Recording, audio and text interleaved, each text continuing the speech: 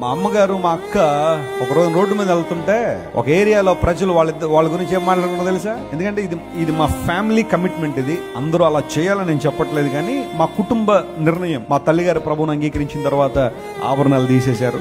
మా అక్కకు కూడా వేయలేదు. ఏదో యవన కాలంలోకి వచ్చినప్పుడు మారు మనసు పొందముందు 2-3 సార్లు సణిగింది, కానీ ఆ తర్వాత తను కూడా అర్థం చేసుకుంది, లెట్స్ కంటిన్యూ ఇన్ దాట్ అని. ఇద్దరు ఒక రోజు నడుచుకుని వెళ్తుంటే రోడ్డు మీద కొంతమంది వాళ్ళని చూసి మా అమ్మగారిని మా అక్కని ఏమన్నారు తెలుసా? వీళ్ళు చూసారా, ఓడగొట్టిన మంచం గోళ్ళలాగా ఉన్నారన్నది. బాధే.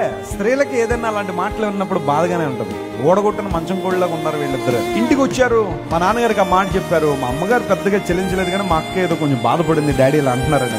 ఏం పర్లేదమ్మా, వాళ్ళకి నీ విలువ ఏం తెలుసు, వాళ్ళకి నీ ఓల్డ్ వాళ్ళకి ఏం తెలుసు? భౌతికంగా పైన చూసే కదా వాళ్ళు మాట్లాడుతున్నారు, కానీ నీ ఇన్నర్ బీయింగ్ గురించి వాళ్ళకి ఏం తెలుసు? నీవు దేవునితో ఎలా కనెక్ట్ అయ్యి ఉన్నావు వాళ్ళకి ఏం తెలుసు? దేవుడిని ఎలా వాడుకొనబోతున్నాడో వాళ్ళకి ఏం తెలుసు? ఈ రోజు నేను షకీనా గ్లోరీ అక్క గురించి ఒక సాక్ష్యం నేను చెప్పాలంటే, తను చూసినప్పుడల్లా ఒక గండ్రగొట్టలు గుర్తొస్తుంది, ఒక షార్ప్ నైఫ్. భయపడదు దేనికి, ఎవరికి ఏ మాట చెప్పాలన్నా భయపడదు. చెప్పాల్సిన మాట గట్టిగా చెబుతుంది. అంతే. వింటావా విను, లేకపోతే నీ ఇష్టం అంటది. అంతే. ఎవరి ముందు తల ఉంచే మనస్తత్వం కాదు. రోషం కలిగి ఉంటది. ప్రార్థన ప్రార్థన ప్రార్థన, మోకాళ్ళ మీద ప్రార్థన, కన్నీటి ప్రార్థన. ఎప్పుడు చూసినా నేను హైదరాబాద్ వెళ్ళిన నేను వచ్చాను అనుకోవడం కొన్ని సందర్భాలు. అంటే నాకు అలా ఉండదు అనుకోండి, ఏదో నన్ను చూడాలని, కానీ ప్రార్థనలో ఉంటది. ప్రార్థన ప్రార్థన. అక్క ఏంటక్క ఇప్పుడు జూమ్ లో ప్రేయర్ చేస్తున్నాను, లేదా వాళ్ళకి ప్రేయర్ చేస్తున్నాను, వాళ్ళ దగ్గరికి వెళ్తున్నాను, ఎప్పుడు running running running running for Jesus. What a blessed life. కోట్ల కొలది డబ్బులున్నా, లేకపోతే కేజీల కొలది బంగారు ఆభరణాలున్నా లేని సాటిస్ఫాక్షన్ దేవుని సేవలో ఉన్న. దేవుని నామమున స్తోత్రం కలుగును గాక.